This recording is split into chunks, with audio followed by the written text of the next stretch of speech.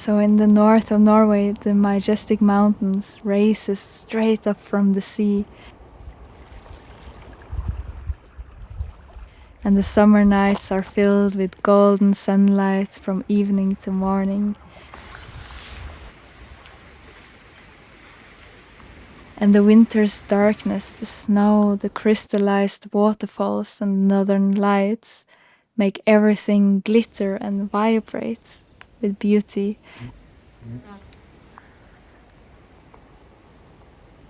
And I just wanted to be a part of that beauty, to bath in it. This seemed so natural, and the human world not so. So the huge mountains surrounding this little village where I was studying really lured me in, and when the spring came, the first thing I did was to move out in a tent. And I loved it, waking up with the bird songs and the sun. And I started to collect driftwood at the beaches in order to build something more solid for the winter. Something that could keep me warm because I freeze really easily.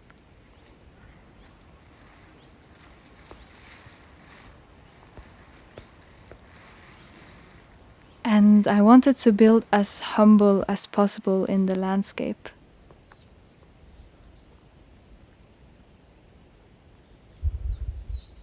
I was inspired by the traditional soil huts, which was used by the Sámi and the Kvenes in recent times, and which has kept people alive here ever since the first humans arrived in Scandinavia.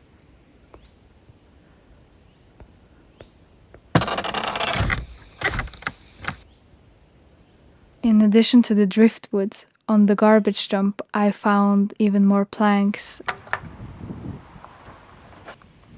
and windows and a door and building tools. And it was really hard physical work, especially carrying up all those planks on the hill took weeks.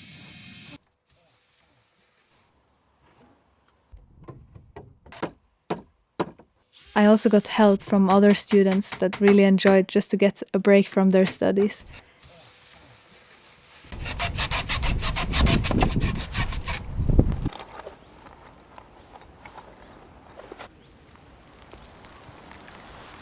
I used weeks walking the landscape up and down, eating crackers with blueberries and cloudberries that I found on the way.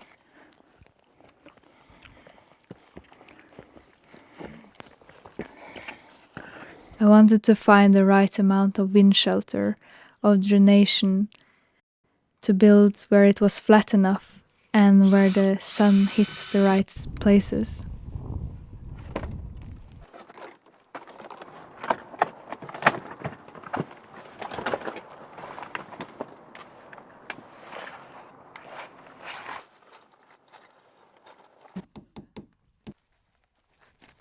I wanted to take back a piece of land.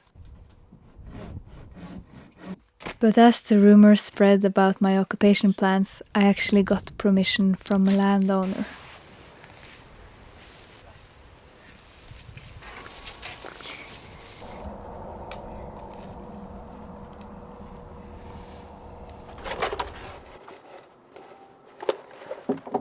I spent the autumn building.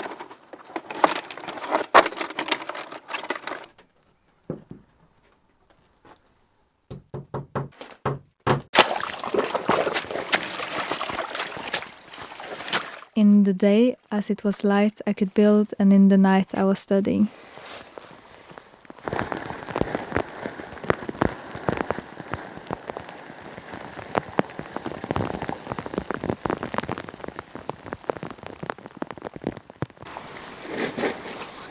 I was building as quick as I could, but the Norwegian winter was quickly approaching. And I realized I had really little time, because soon the frost would set the ground, so it would be impossible to dig up the walls, which were going to be of soil. And I made it just in time. I moved in on the same night that the frost made its mark in the ground. The next morning, the soil was solid as rock.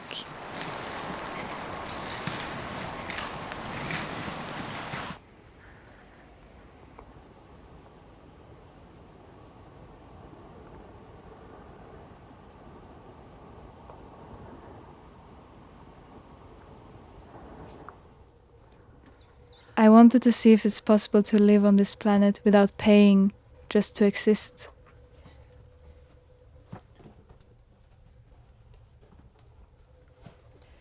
And the hut itself, with all its interior, costed almost nothing.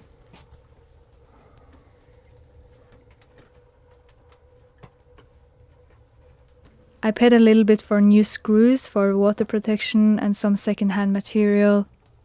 A guy that was gonna tear down his house sold me an oven for a symbolic price, $10.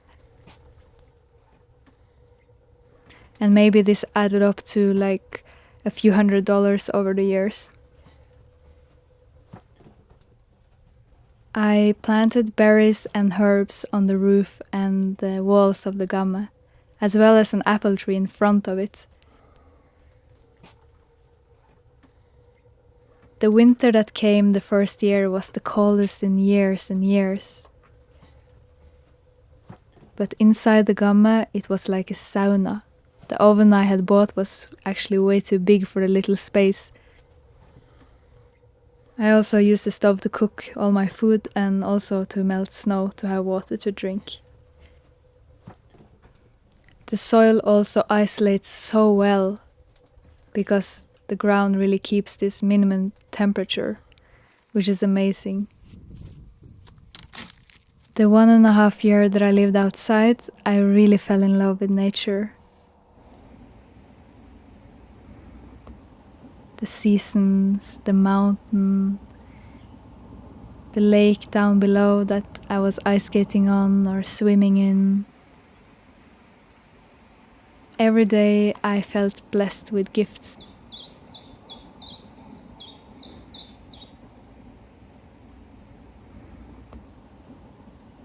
I've always been searching for freedom, and when moving out from home after high school, far away to the north of Norway to study, I still felt kind of trapped. Studying the whole day, working in the evenings, the nights, and the weekends to pay the rent.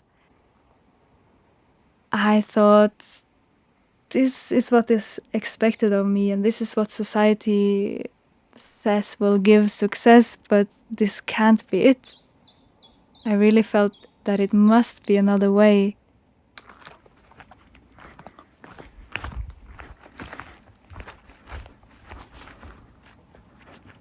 And in the city one can get so comfortable and so disconnected to life and to the living.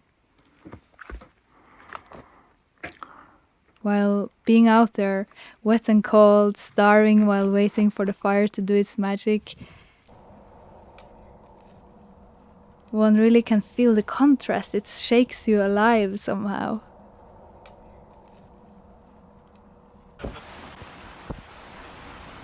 And even though now I'm traveling, right now I'm in South America after hitchhiking with sailboats over the Atlantic. I really wish I could have guided you to the gamme in person, because even though I'm here now on the other side of the Atlantic, I really think of the gamme as my home and I long for being back soon.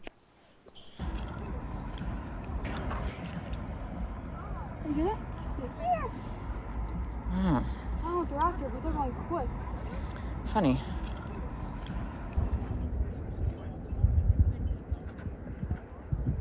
Since Franciska was on the other side of the Atlantic when we came to Norway, we knew we'd never find her hut on our own. So we asked our mutual friend Henrik to show us the way. So this is just a kind of town walking path almost. Yeah, I mean, it's for the local people to get out in the marka, as we say, the forests. Yeah. Okay, you can't really see it, but we're going up there And that's the great thing, because we're going to a soil hut, you know, and it's so camouflaged. Do you know where it is? Can you see it? Yeah, I mean, I see some of the chimney because it's like glistening, but you can't really see it. I think I see something Yeah, you do, right? at the top up there. Yeah, Yeah. so camouflaged. Do many people know about this? Yeah, it's become a little bit famous. People talk about it, and she is borrowing it out to everyone who wants to go there. Okay, loaning it out, yeah, or letting people stay, yeah.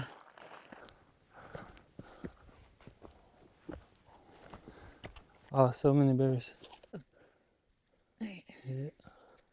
So great. So we're getting our lunch on the way up. Yeah. Well, you see that the soil is quite soft, or at least the upper layer, so it seems like maybe a good spot for this. Yeah, exactly. It's basically what she did, you know.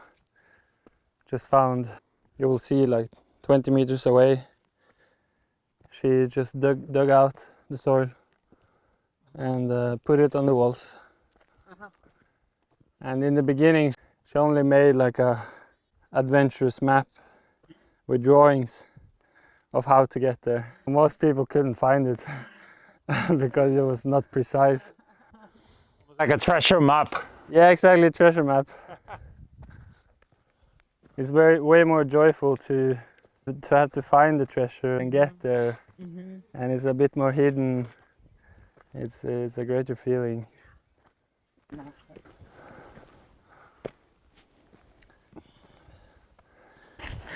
So is this all protected nature? First, she really wanted to make a statement by not asking for permission. But she talked with some people and they convinced her to ask, because she might be allowed. And she was allowed by the landowner. Like, they were cool. They were like, that's a cool idea. Like, it's okay, you can build it.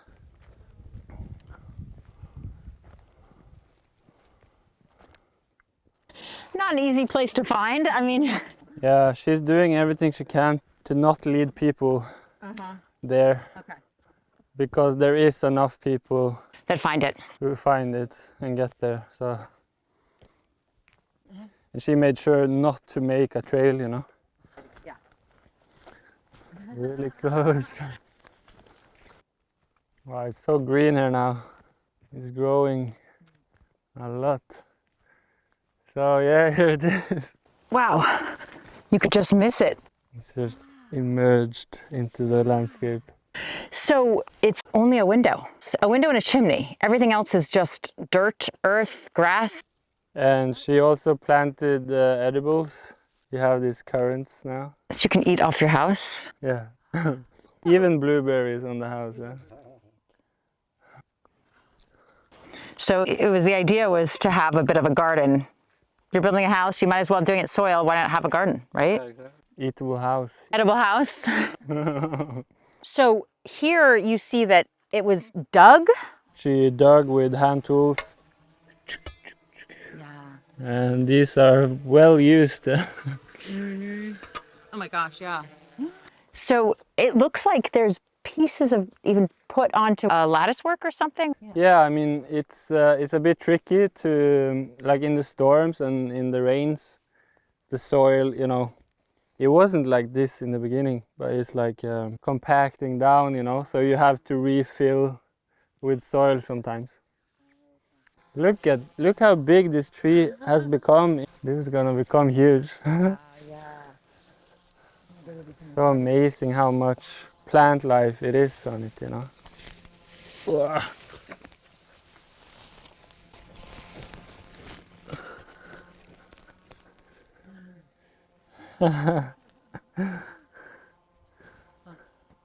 You wouldn't know. You just wouldn't know you're on a house. No, this is like walking over there. Right? It feels like you can eat from it. You can. And there's blueberries here around the chimney. So I guess the idea is that with with the dirt insulation and a chimney, that's enough. That's all you need, yeah. You don't use a lot of firewood to keep yourself warm, even when it's 10 minus outside.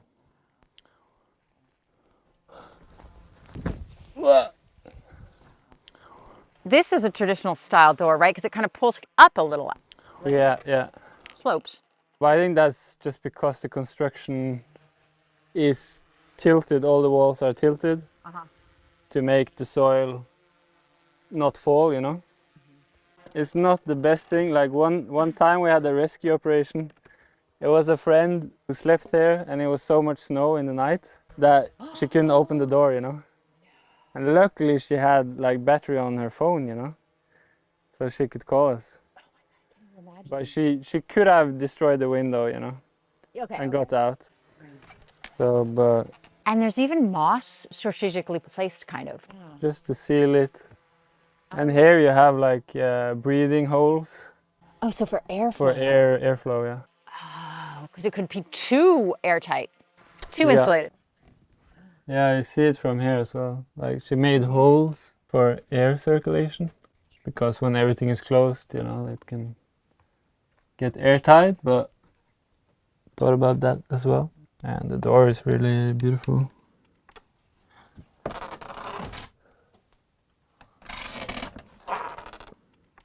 I love like all these details.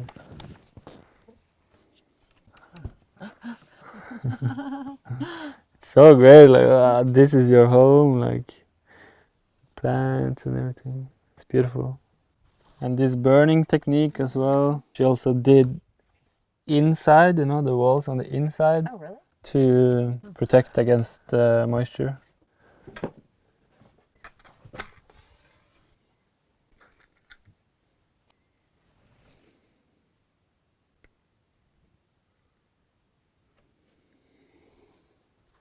Do you think there's a difference being inside an earth hut? Like, is that important that it's earth?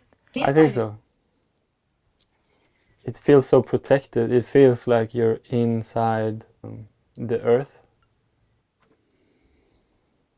It's something calming about it. Really quiet, though. I mean, you don't hear a thing.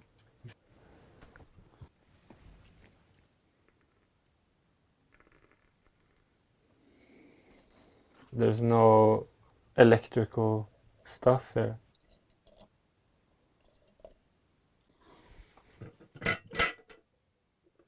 But it feels so good to enter the door, like enter into the earth.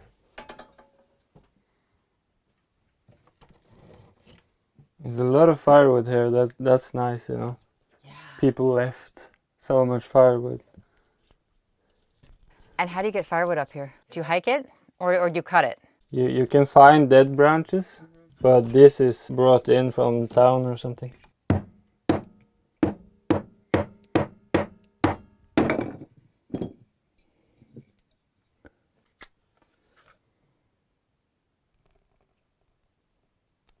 You've stayed here? Yeah, many times. And how do you? I love coming here, many times alone.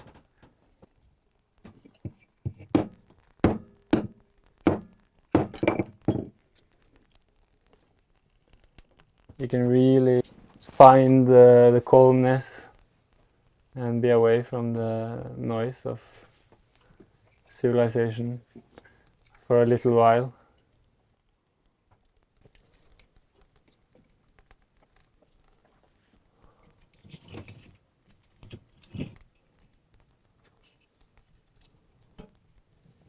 This place is surprisingly homey. Yeah. It doesn't feel like an earth camping hut or something. I mean, it actually feels like a little cottage. Yeah, I agree. It's a special atmosphere here. You really feel good, like at home in Mother Earth. I mean, it does feel a little bit Hobbit-like, you know, like that sort of, but not because of the dirt necessarily, just because it's so cozy. Yeah, super cozy. So this becomes a double bed. And so under here she has tools and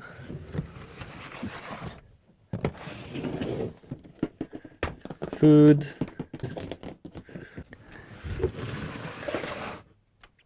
And then you just do like this, and you can sleep 2 people there. So simple, because otherwise there would be space. You can't really have a bed in here and move around. Yeah, you need solutions like that. Do you fit? Yeah. Oh, just barely.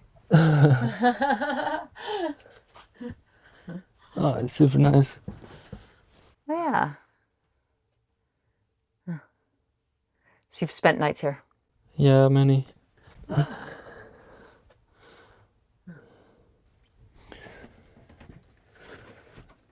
So this is a transformable bench slash bed storage.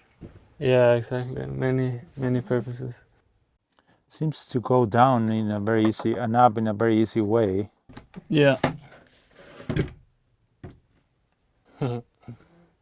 Yeah, I can almost stand here, but I'm pretty tall. So it was built for her, Yeah, Franciska. not for me. Yeah. What's the tradition of this here in Norway? Back in the days, like hundreds of years ago, like this was a normal way of building houses. The Sámi people were really good at it, and they have kept the tradition alive, you know.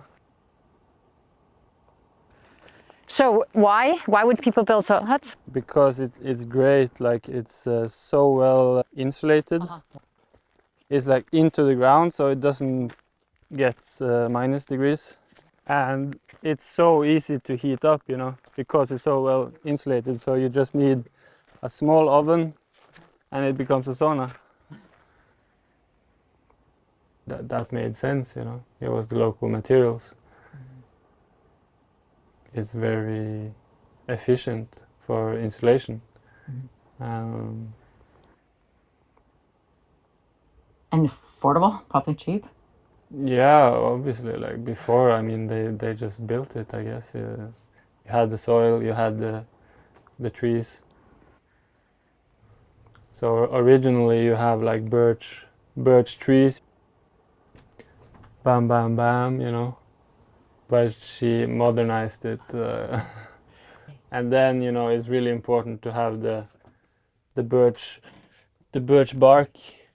That's she wanted to do this, but you know it's so difficult now to get a hold of enough birch bark as the protection from the rain. So this is better material than plastic, you know. It lasts longer. This is totally waterproof. So that's what they used before. And so before you would have seen birch branches underneath? Yeah. And now we see Salvaged plywood. She found them by the shore in containers at the junkyard. This is really cool as well. She just found this. This is like a Siberian lark. I don't know the English. larch, maybe? Large, super solid and nice, drifting from Siberia, you know. And yeah, made a bookshelf and Drifted that far. to sit on, you know.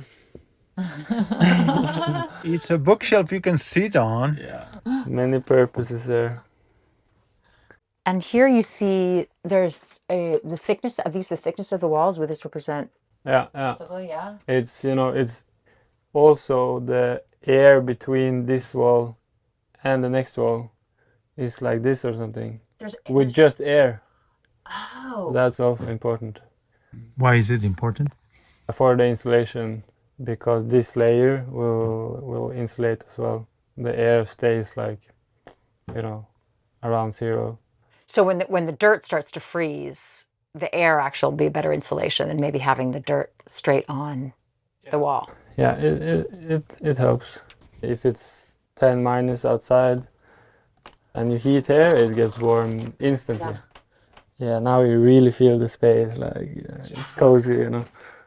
And I love all the details of wood, this frame, and also for the bookshelves. So there's dishes too, silverware, cups, like nice looking too, not trying to be camping gear. So kitchen would be here. Yeah, and you guess. just Is make it the food more- there, you know. It's just as simple as you get it, you know. What's this? Is this directions? Yeah, like how the bed works, even a blanket for dogs, and a tarp, and food. Like help yourself. Feel free to leave if you have some spare food, and also like tools and painting stuff. Make art, you know.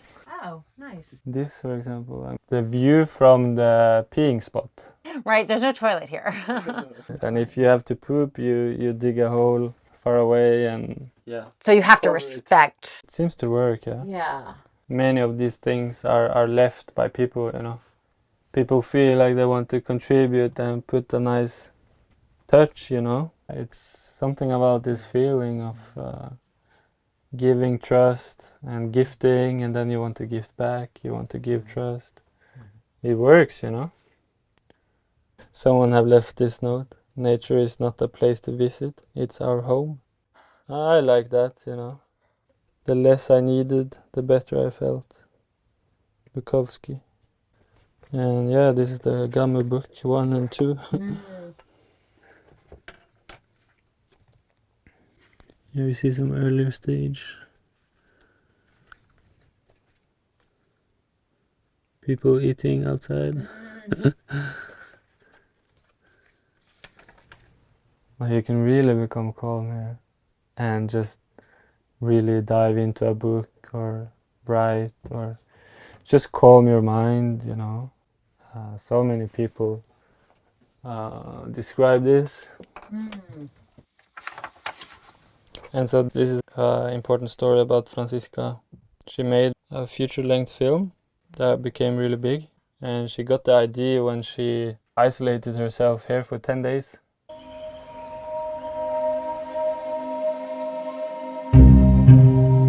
Jeg orker ikke mer. And she got this film idea that she started writing on.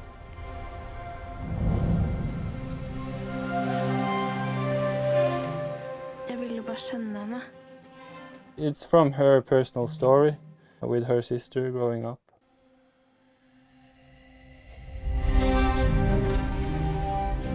We were a couple back then, and I was the camera person. We filmed it in this area, you know.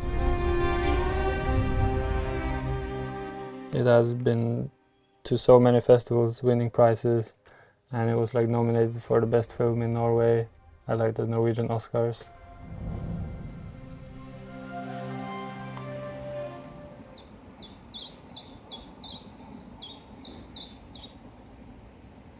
Do you think that this could be a full-time home with obviously not exactly like this, but this sort of influence a full-time home? Yeah. For me, I've become so inspired by this hut that I really want to make probably a little bit bigger, but definitely to live in a space like this, I think is possible and also just super good and energy efficient. It shows how little space you actually need. Okay. For me, this is like a perfect tiny house to make it into the soil, like, yeah, Hobbit style. It's a good way to live on the land. Makes sense. That's the gamme.